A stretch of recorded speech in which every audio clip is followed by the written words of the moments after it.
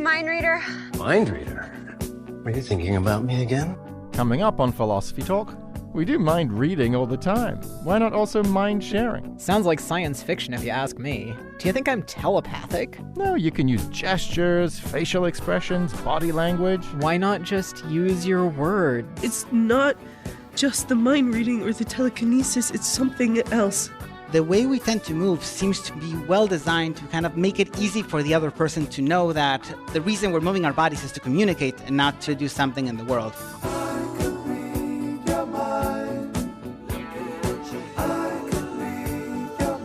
Do you exaggerate your gestures when other people are around? These spontaneous gestures seem to be helpful for production and for comprehension. Our guest is Yale psychologist Julian Jara-Ettinger. It helps other people understand you.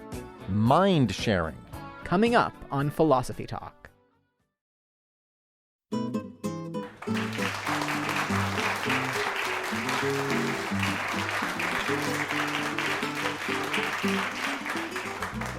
How do you know what someone else is thinking? Can you really put yourself in another person's shoes? Or are we always doomed to get it wrong? This is Philosophy Talk, the program that questions everything. Except your intelligence. I'm Josh Lanning. And I'm Ray Briggs. We're coming to you from the Stanford Humanities Center. Continuing conversations that begin at Philosopher's Corner on the Stanford campus, where Ray teaches philosophy and I direct the Philosophy and Literature Initiative. We're very grateful to the Stanford Symbolic Systems program for sponsoring this episode. Welcome, everyone, to Philosophy Talk.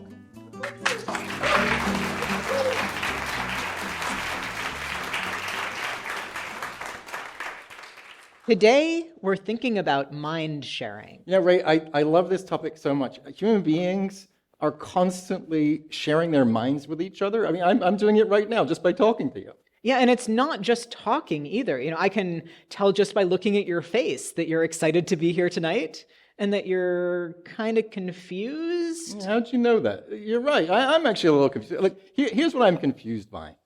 We seem to be able to pick up on other people's beliefs, desires, and intentions, and we can do it, just like you said, even when they're not saying anything, right? We look at their movements, their gestures, their facial expressions, and just from that, like from the twitch of an eyelid, we know exactly what they're thinking. How do we do that? Well, I think we don't. You know, we're wrong all the time. You might think that, for instance, your friend is mad at you, but actually they're just really tired. Well, yeah, it's true. I read a study recently saying that we're all vastly overestimating how much time other people are spending thinking about us, which I don't know whether to think of as demoralizing or encouraging. Yeah, exactly. Like, you get it wrong all the time, and sometimes you're just puzzled.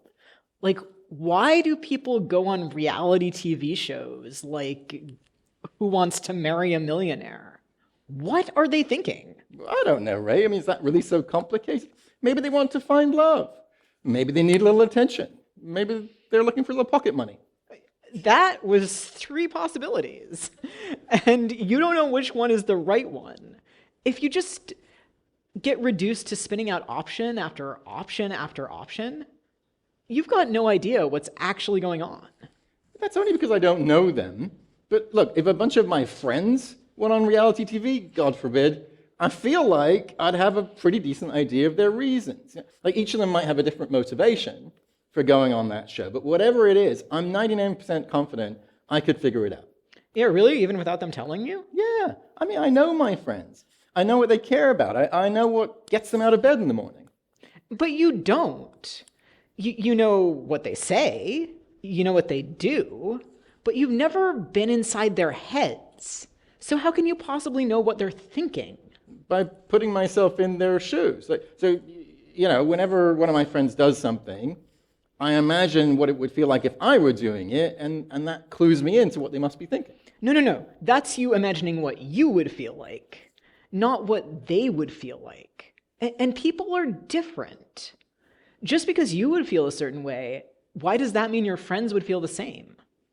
I don't know. I mean, I feel like I can use what I know about human nature. I mean, each one of us has some kind of main goal in life, right? And we're very likely to be spending a lot of our time and energy pursuing that goal. So if one of my friends is constantly hustling for money and playing the stock market and all that kind of stuff, and then that person goes on Big Brother, I feel like I can be very confident it's all about the Benjamins. Well, that was some excellent theorizing from a literature professor who's got big ideas about human nature. But what are the rest of us schmoes supposed to do when we want to know what other people are thinking? That sounds like a you problem, Ray. But seriously, I think our guest today is going to help us figure all of this out. It's Yale psychologist Julian Jara-Ettinger. He's an expert on social cognition. But first, are twins better than the rest of us at knowing what's going on inside another's mind? We sent our roving philosophical reporter, Holly J. McDeed, to find out. She files this report. The year is 1976. In the small farming town of Twinsburg, Ohio, about halfway between Akron and Cleveland, the twins are gathering for the first ever Twins Day. My sister and I were both in the parade. Andy Miller, who has a twin sister, is now the executive director of Twinsburg's annual Twin Festival. When the country's bicentennial was approaching, the town's residents were thinking of new ways to celebrate. Twinsburg was founded in 1818 by identical twins, Moses and Aaron Wilcox, who died just hours apart. Since the founding fathers of Twinsburg were twins, they decided, well, let's celebrate that way. It was one day up at the town square. They had originally 36 sets of twins in attendance. You know, they had a bike parade. You could decorate your bike from bicentennial. And the tradition continued year after year. In the 80s, Andy and his sister were even the grand marshals. I think going through the list of local twins, I think we were kind of next on the list. Andy says at the heart of Twins Day is pride. Twins can feel like oddballs. They are rare, about 3.3% of all live births. And a lot of popular culture paints an otherworldly image of twins. This is the only place where they can go where they feel normal. They don't necessarily feel gawked at. They actually are proud. Writers and filmmakers have long been fascinated by twins, like in Edgar Allan Poe's The Fall of the House of Usher. Roderick and Madeline are biological twins, and when one twin gets sick, so does the other.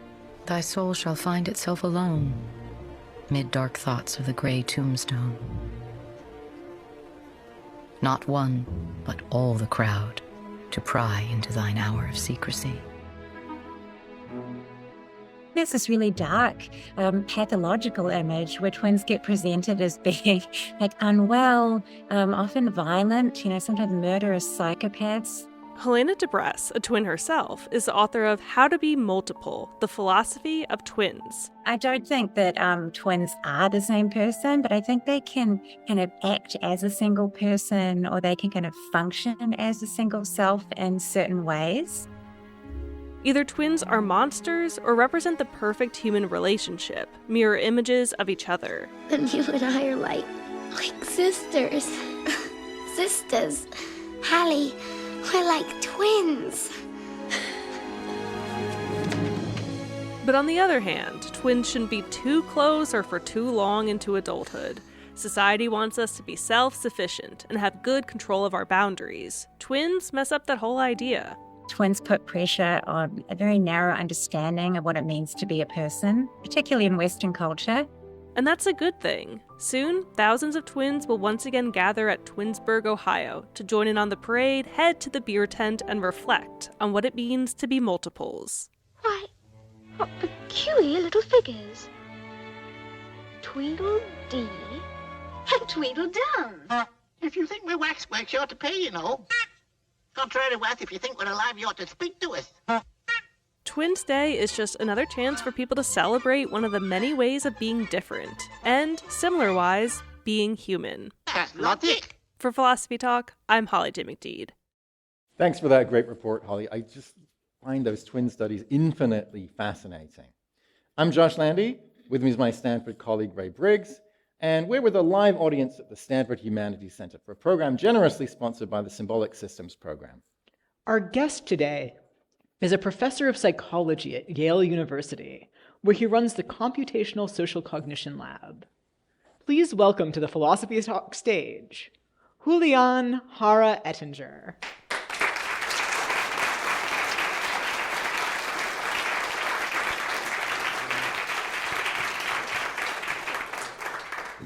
So Julian, I know you've been thinking for quite a while now about how we know what other people are thinking, but when did it first strike you as an interesting puzzle?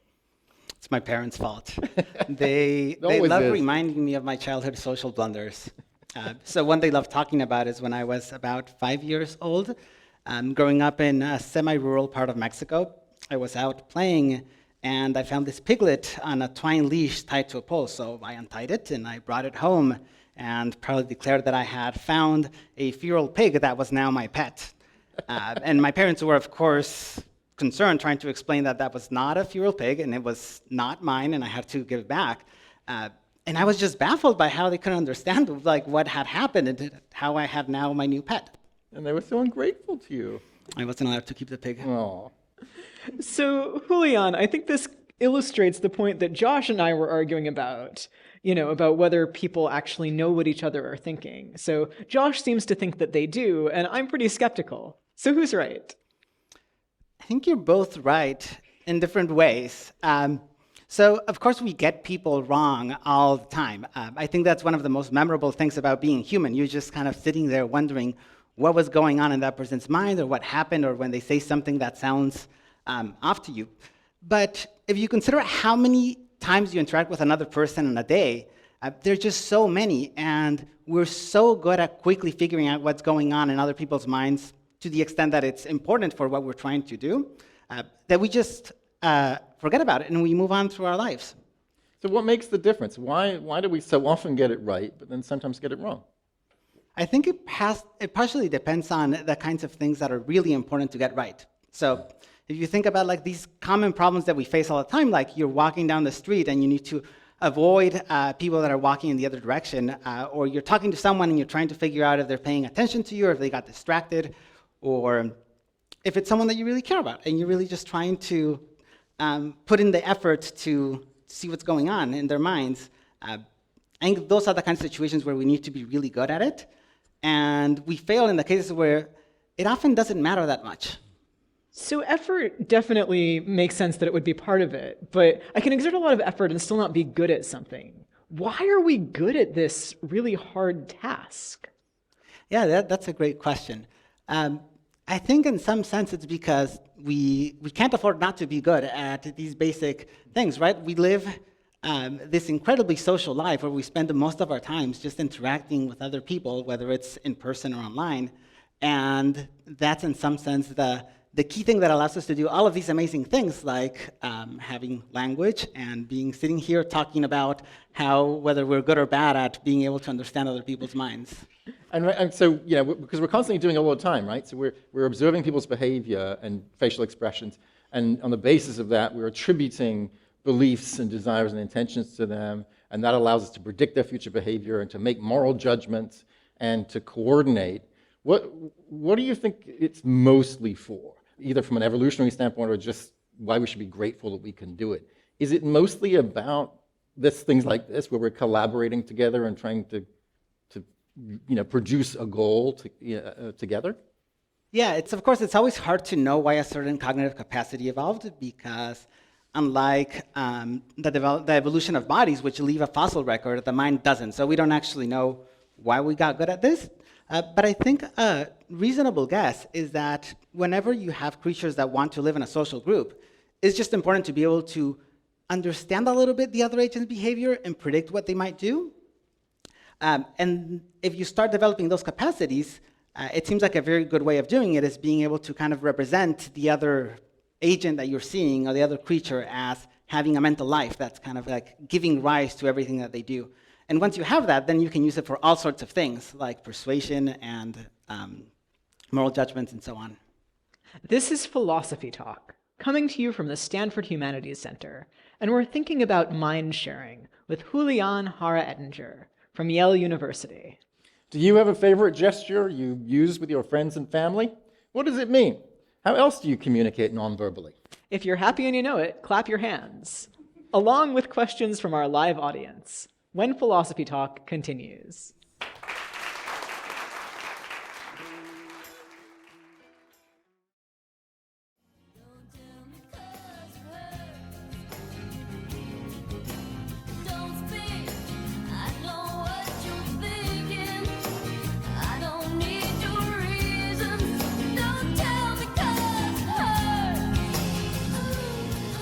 If I don't speak, can I still show you that it hurts?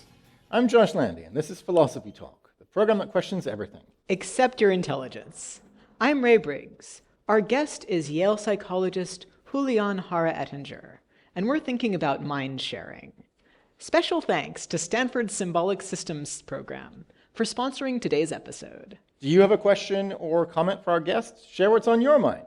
Join the conversation by raising your hand, and Laura will bring the mic to you when it's your turn. So Julian, we've talked a little bit about how we can know each other's minds through sort of mind reading. You also think about something called mind sharing. What is that? How is it different from mind reading? Yeah, I think in this question of how it is that we're able to understand each other so well, historically people have called this mind reading as kind of like trying to highlight that we're just amazing that we can just see someone's body movements and from that start to build a really good picture of what they're experiencing and what they know and what they want. But there's growing evidence that maybe that picture is incomplete. It's really a joint activity. Often the reason people can understand us is because we are motivated for people to understand what we're doing. So we know how to behave in certain ways to kind of like ease the problem of other people for them to know what's going on in their minds. So what's a good example of that? One of the best examples are these very kind of classical studies showing that if you have people do some of the most basic tasks, like reaching for an object, whenever someone else is watching, people tend to exaggerate their movements more than they would when they're alone. And they exaggerate in the right directions to kind of like help the other person realize what you're going for. Interestingly, that also happens when parents are in the presence of a baby. There's also evidence that in those cases, people tend to exaggerate their movements, kind of like trying to make it a little bit easier for the baby to understand what you're doing. So how much of that is on purpose and conscious, and how much of it is just automatic, and how do you tell? Yeah, I think it's a mixture of both. In these cases, these kinds of like variations that we do in our movement, I don't think we notice. I definitely don't. But there's, of course, many cases where we're very aware of what we're doing. Often, I mean, the most common form of mind sharing is this very explicit thing that we do, which is talking, right? Right now, we are explicitly, with a clear goal, trying to share what's going on in our minds. So we can be explicit, we can exaggerate our movements, we can indicate things with facial expressions. What about gestures? I mean, gestures seem like a thing that we do. Maybe I'm doing it right now. Radio listeners can't hear, but I'm using my hands a lot. Sometimes unconsciously, but sometimes consciously, right? We can, especially if you're from Italy.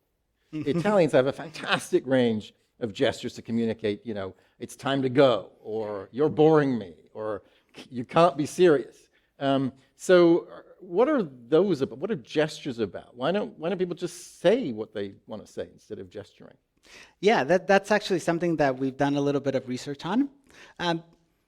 First of all, there's good reason that you might want to use gestures on top of what you're saying. We know that actually helps with understanding. So when someone is trying to understand what you're saying, the addition of gestures helps. But there's many cases where it's just useful. Like if someone is far away and you want to wave at them, or if it's too loud, or as you're saying something, you want to multitask and point to highlight that you've noticed someone and you're greeting them. And in those cases, what we've come to find is that the way we tend to move seems to also be well designed to kind of make it easy for the other person to know that the reason we're moving our bodies is to communicate and not to try to do something in the world. So a very simple example is if you think of the thumbs up. When you give a thumbs up, you're kind of putting your hand in a weird position that makes it very difficult for you to like grab objects or do anything else. So if someone is watching you, when you take that body position, it's just kind of clear that you're not trying to act on the world. Another example of that is a gesture that's very common in Mexico. It's going to be tricky. I'm going to try to describe it. You basically take your palm and you raise it, and then you flip it so your palm is facing inwards. And that's a polite way of saying thank you. And again, it involves putting your body in a weird position that makes it very difficult to act on the world. So that's a very useful way to help people immediately know that what you're doing is a gesture. Are there any gestures that do double duty as useful actions, or is it always about doing something inefficient so that the person doesn't know you're trying to do something useful? Or knows that you're not trying to do something useful, but you're trying to communicate with them? Yeah, so there's an interesting distinction there where sometimes there's gestures that we use to communicate abstract concepts. So when I wave and I'm saying hi, that's not something physical in the world. So things like yes, no, hi, thank you, those are in some sense easy because all you need to do is make sure that the person knows you're not trying to do something in the world, and they need to know what this gesture means. Then there's this whole other category of gestures that we produce, which is when we're trying to kind of pantomime something or teach something. And in those cases, there's less research on that, but it seems like it's this interesting balance where, on the one hand, you're trying to make sure it looks recognizable to what you're doing, but adding the right kinds of exaggerations to get people to know that you're not actually just doing the behavior itself. So one gesture I often do is to say, well, on the one hand, you might have this idea, and I put the idea somewhere in space in front of me. And on the other hand, you might have that idea. And you can look at the first idea, where I put it in space, or you can look at the second idea. Does that count as functional or arbitrary? How do I even think about that? I think we currently don't know. The problem with a lot of these kind of improvised gestures is that there's reason to believe that they're also helpful for our own thinking. So the ability to kind of like move our bodies as we're talking is just kind of like helpful in it. And it's this problem where these gestures, these spontaneous gestures, seem to both be helpful for production and for comprehension. And it's possible that that's just a side effect. Maybe we just like to move our bodies because it's helpful as we're thinking, and we're kind of like trying to think with our bodies in some ways. And then it just happens to be coincidentally helpful that it helps other people understand you. So it's difficult scientifically to distinguish between those two forces. Let's talk a little bit about language, because it seems like there are equivalents of these things in language, right? Think about interjections like oops. So if you knock something over and you're on your own, you might or might not say oops. Mm-hmm. But if you're watching me, I want to let you know, presumably, I did not intentionally smash your mug in front of you. So do some aspects of language function this way as well? In other words, as a way to share our minds by introducing a bit more inefficiency? Like, I didn't need to say ouch. I expend a little bit of energy, and it's just for you. Is there some uses of language like that? Yeah, I think that's a phenomena that's been slightly understudied relative to the broad range of things that have been studied in language, but that does seem to be the case. So in the case of interjections, it is true that it's very convenient that we have all of these very brief sounds that help align what's happening in our minds so that other people can understand. So things like oops or oh or or like all of those you can think of as like very quick forms of mind sharing to help the other person keep good track of what's happening in your mind. But also what we found is that people will often, when they're talking, they will add in efficiencies that they think will help the other person figure out what you're talking about faster than you would otherwise. So for instance, if we are in a room like this one that has a lot of objects, even if there's just one mug here, if I called it the mug, I might put a lot of work on the listener to find what I'm talking about. But if I say something like the white mug on the coffee table, that's technically being a little bit inefficient. I didn't need to say all of that because there's just one mug, but it's being very helpful at getting you to know what I'm talking about. You're listening to Philosophy Talk. We're thinking about mind sharing with Yale psychologist Julian Jara-Ettinger, along with a live audience here at the Stanford Humanities Center. And we've got a question from that audience. Yes, Larry from Oakland. What about interspecies mind reading? My dog is looking up at a shelf, wants the stuffed toy to tear it to pieces, and looking at me, looking at the toy, looking at me again. I know what's going on in his mind. He knows what's going on in my mind. So, I love that question. So in the case of dogs, that's kind of a relatively new topic in cognitive science that they sometimes call dognition. Yeah. And most people that have owned pets have this experience of feeling that, of course, they understand us. What we don't know yet is if dogs and other pets are really good at actually learning how to communicate with us and try to mind share in some ways, or if it's us that we are just so good at thinking about things as if they have kind of like very complex mental states that are kind of like trying to do these really interesting things, and we just kind of like overread what's happening. But again, having pets myself, I think once you have one, you just become convinced that they truly understand you and they communicate in all sorts of ways. So let's take another question from the audience. Yes, my name is David. I'm from Menlo Park, and my question has to do with gestures. In your research, have you found that there are universal gestures or groups of gestures that have been exhibited by all humans, and over what periods of time, going back to our ancestral gestures? Yeah, that's something that we've been curious about. In terms of universality of gestures, it's a little bit of a tricky time to study it because now that you have the internet, they appear everywhere. In fact, when we were collecting this gesture database to figure out what common signatures they have, you can have a gesture and you ask people, where is it from? And people from 10 different countries will all tell you that it's from their country. So it's a little bit hard to tell. What we do know is we've tried to do a little bit of work tracing back and figuring out like what are the oldest gestures we can find. And so we have some records, the records available from gestures in ancient Rome and Greece, and we know that those also seem to have the same kind of signatures of consisting of body positions that make it kind of like very obvious that you're not trying to act on the world. What we've also done is we've also put people in experiments where they're forced to suddenly just come up with a new gesture to see what they do. And what we find is in those cases, people will spontaneously also try to do something that very quickly reveals that you're not acting on the world.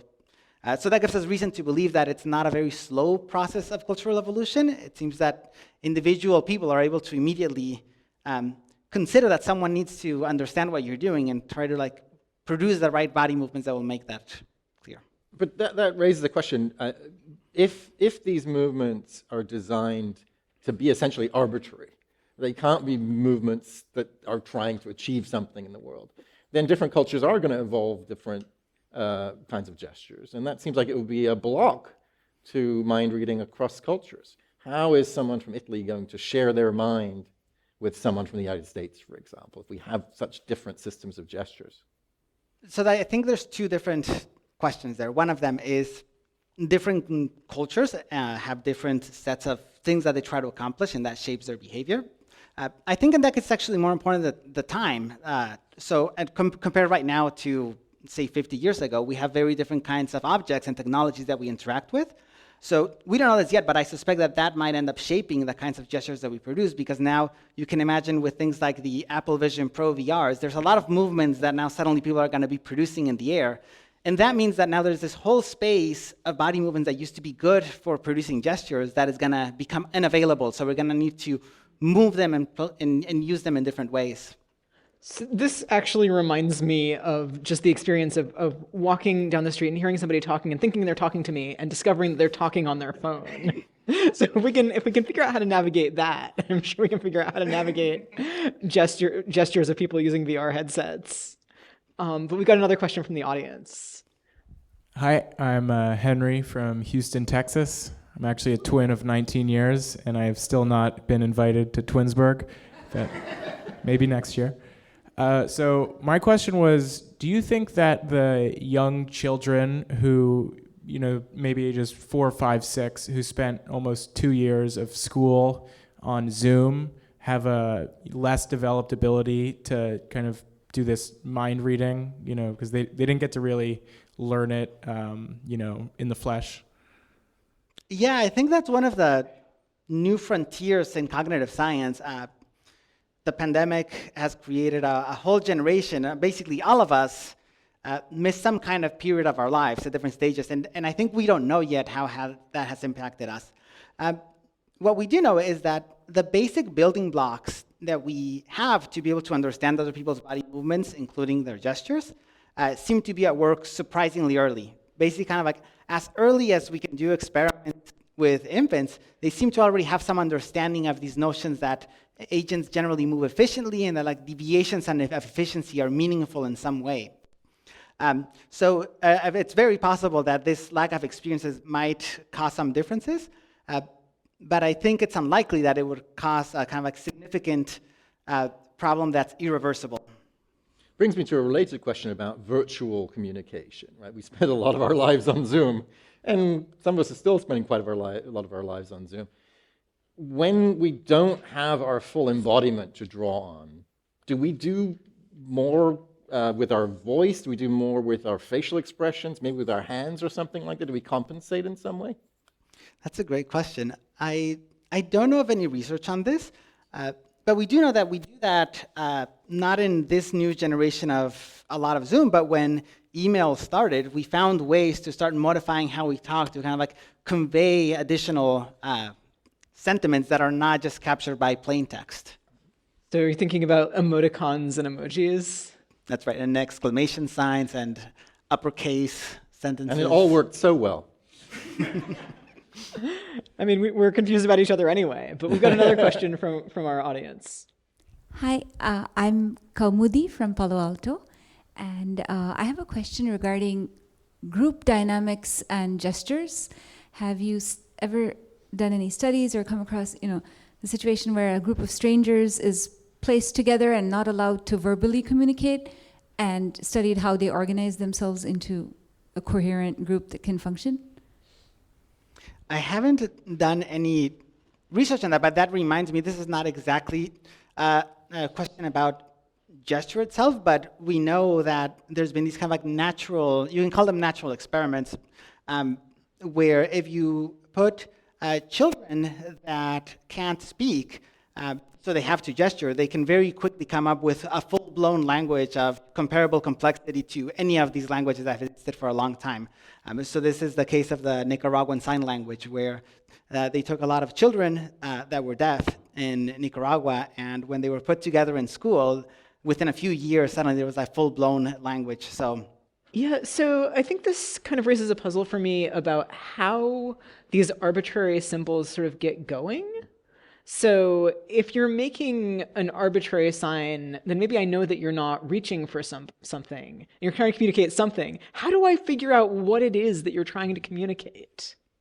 Yeah, I think that's where you can think of it, there's these reinforcing powers, right? So on the one hand, even if you don't recognize the meaning of a gesture, we're really good at knowing when something is a gesture.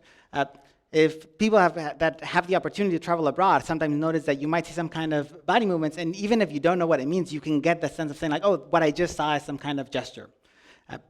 In that case, once you know that, you can kind of use your mind reading abilities and figure out, well, what are the possible things that someone might want to communicate here? How are people responding to that?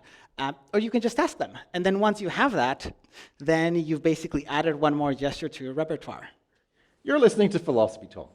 Today we're thinking about mind sharing with Julian Jara-Ettinger from Yale University.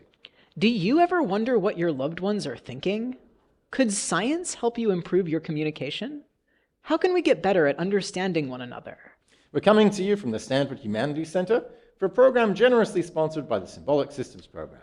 We'll take more questions from our live audience when Philosophy Talk continues.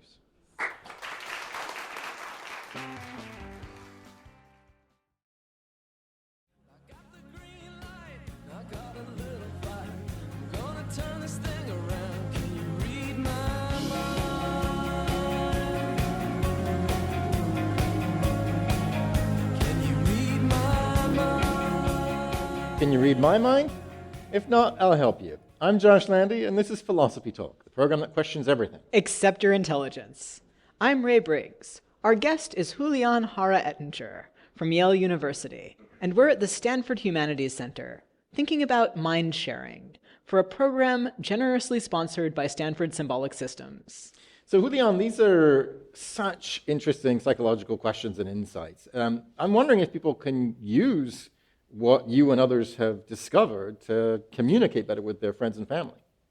Yeah, I think the main lesson in a lot of this research is that, well, first of all, we're remarkably good at a lot of mind reading and understanding people very quickly.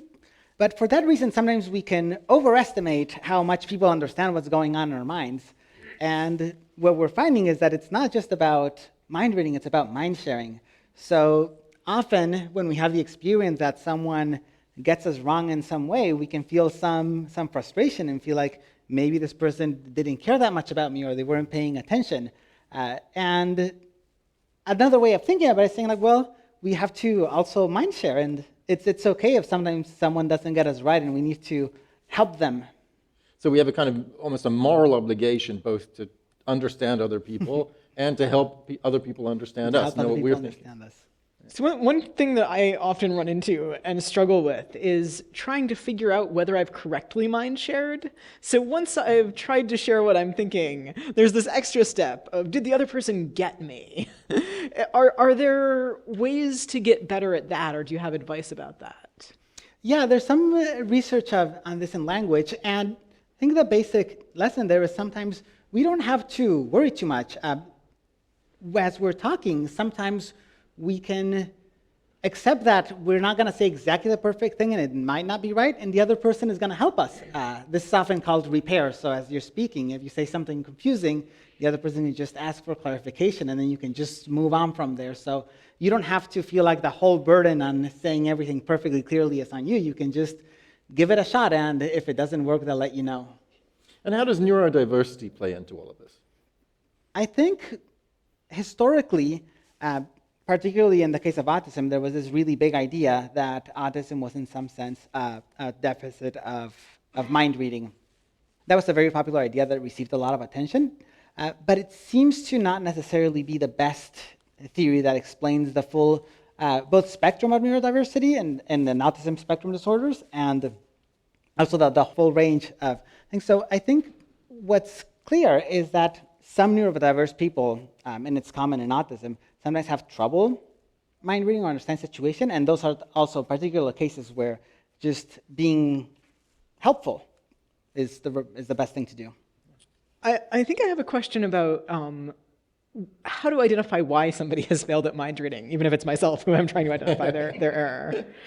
So mind reading seems like a kind of complicated skill that requires you to do a lot of other little things that aren't mind reading. So for instance, if I want to know what Josh is thinking by looking at his face, I have to be able to see his face properly. And maybe I have to not be in pain or distracted by other stimuli. So is there a specific ability of mind reading that you can isolate? Or when I have failures, like, should I sometimes be looking for other places? In other words, is it my fault? That's what you're saying. Exactly. Of course it is. Yeah, what we know so far is that it's a mixture of both. So there's certain processes that seem to be automatic and inevitable. So they seem to be happening within perception, that we can quickly detect things like attention and other people's intentions. And then there's the heavier, the harder layer, which is you can quickly tell that someone might be looking at something or might have paused to think. And then you have the challenge of, well, what are they thinking about or what's happening? And that's where you really need to bring the whole context to bear. And I think those are the cases where if you don't have a good sense of what's actually happening, that's the experience of feeling like there's something going on in the other person's mind and I have no idea what it is. It's so interesting. I mean, this whole question about success and failure and also about variation is really interesting, right? It seems like some people are probably just better at this than other people. Some people are very good at mind reading. Doesn't necessarily make them good people, right? Presumably con men are very good at mind reading.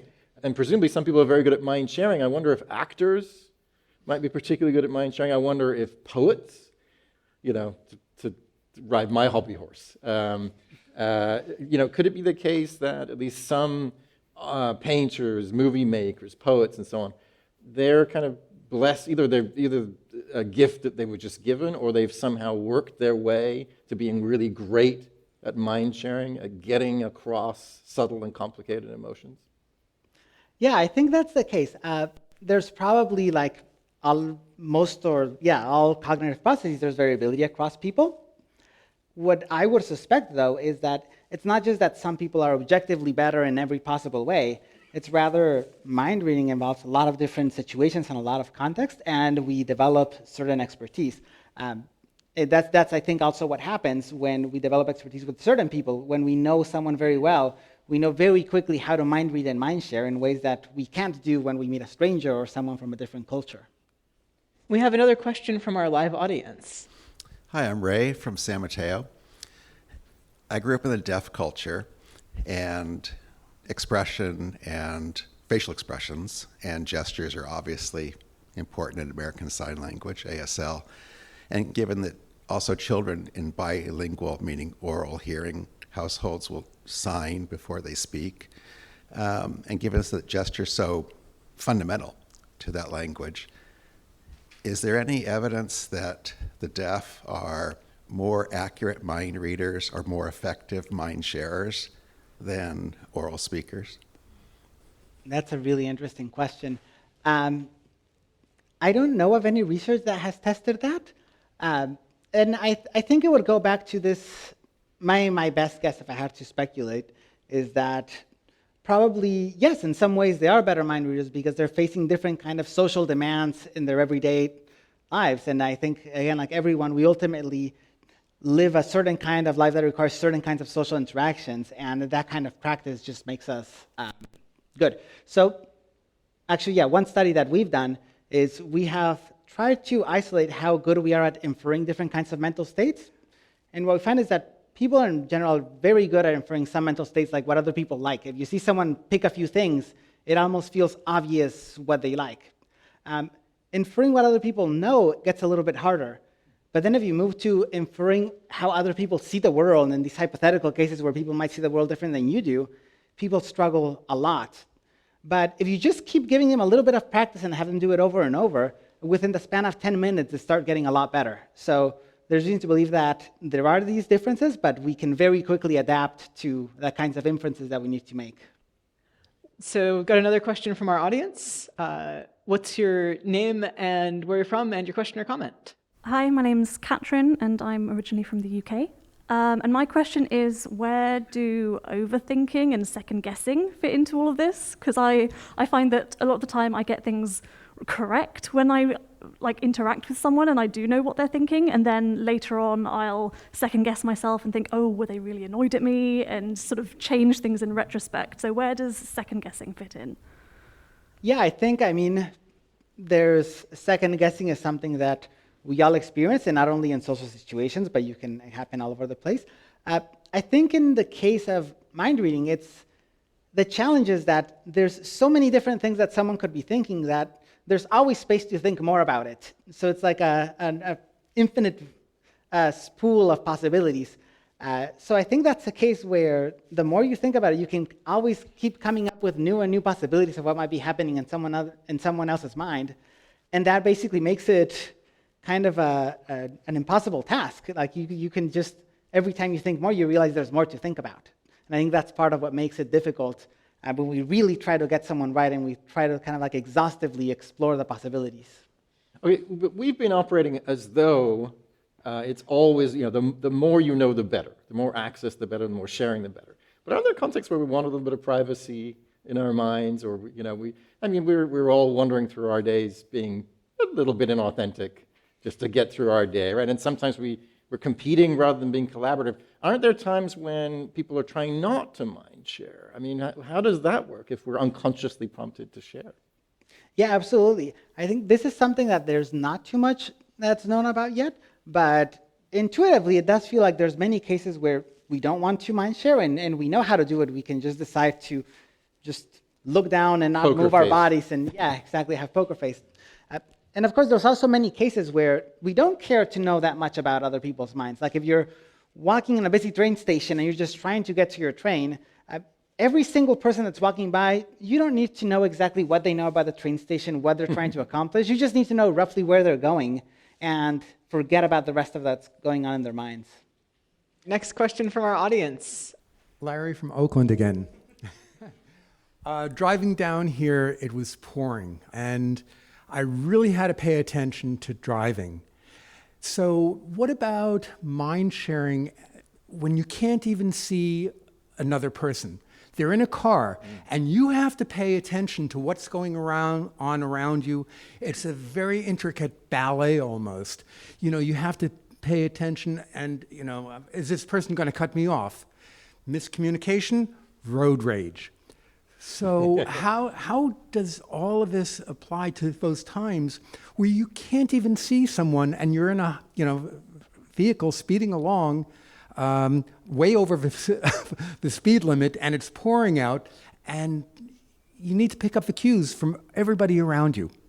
Yeah, that's a great example that really shows how much we rely on the rich body movements and sounds that people make, because when you reduce them to a car that's moving around, we have the experience of just wondering what is going on in that person's mind. And in fact, what we have to do is add these kind of additional technologies to mindshare, right? If you think of blinkers, those are essentially a way of kind of like broadcasting our intentions to other drivers. Julian, this conversation is giving a whole new meaning to thank you for sharing. We appreciate you joining us tonight so much. Thank you. Thank you.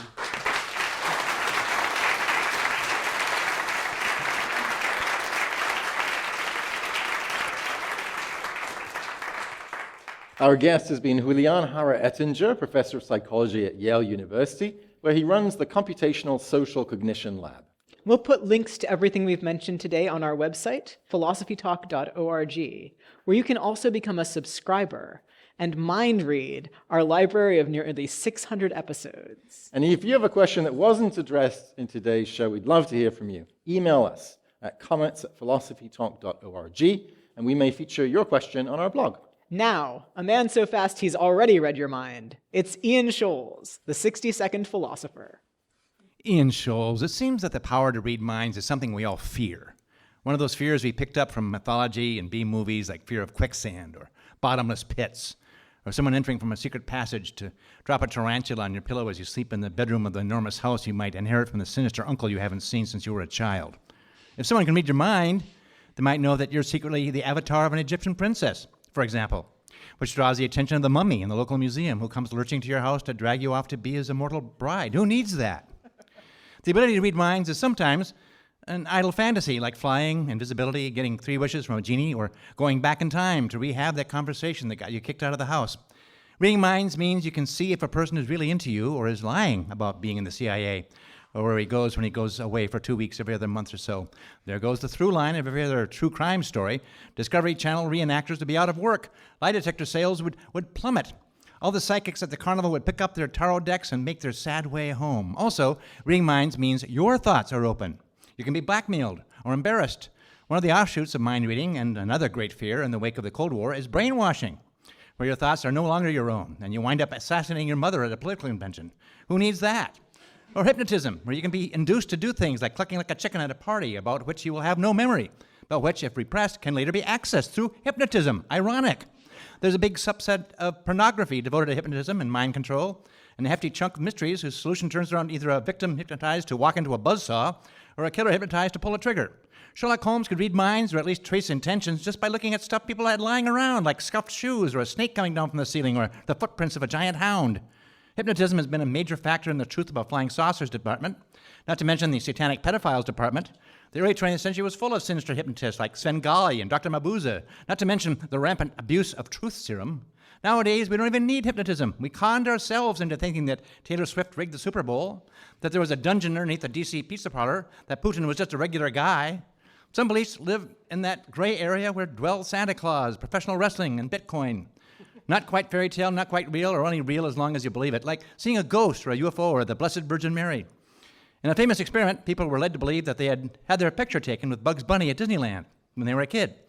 They remembered it vividly, even though Bugs is not a Disney character. If he showed up at Disneyland, Goofy would tear him to ribbons with his soft gums.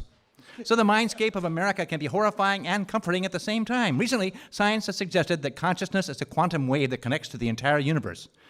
So that's reassuring. It makes mind reading seem like it can be a snap once we suss the algorithms around that and how to surf snaggy synapses using only our brain. Of course, they could be surfing your brain as you're surfing theirs, which could be migraine-inducing or just chaotic. I mean, what are those thoughts? If you're thinking of a dog, for instance, well, which dog? The dog you had when you were a kid? How would I know that? Is it Lassie? Old Yeller? Goofy? Is Goofy even a dog? Many thoughts have been wasted on that one. I've had them all. Then there's the Jedi mind trick. These are not the droids you were looking for. But they were the droids you were looking for, weren't they? But then you wouldn't have had the movie franchise, I guess. Just a bunch of unemployed stormtroopers playing 3-card Monty in the welfare line. That's what I'm thinking. But you probably already knew that. I gotta go.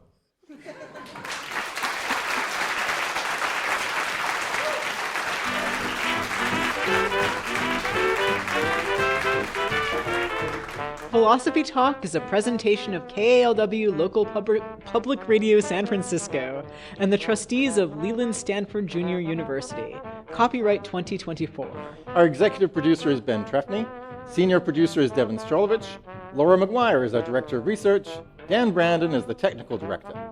Special thanks to Merle Kessler, Rebecca Barron, Karen Ajluni, Linda Fagan, and Pedro Jimenez. Thanks also to Michael Frank, Todd Davies, and the Stanford Symbolic Systems program, which has generously sponsored today's episode. And thanks to Patricia Terrasas and the staff here at the Stanford Humanities Center. Support for Philosophy Talk comes from various groups at Stanford University, from subscribers to our online community of thinkers, and from the members of KALW San Francisco Bay Area, where our program originates. The views expressed or misexpressed on this program do not necessarily represent the opinions of Stanford University or our other funders. Not even when they're true and reasonable. The conversation continues on our website, philosophytalk.org, where you can become a subscriber and question everything in our library of nearly 600 episodes. I'm Josh Landy. And I'm Ray Briggs. Thanks for listening. And thanks for thinking.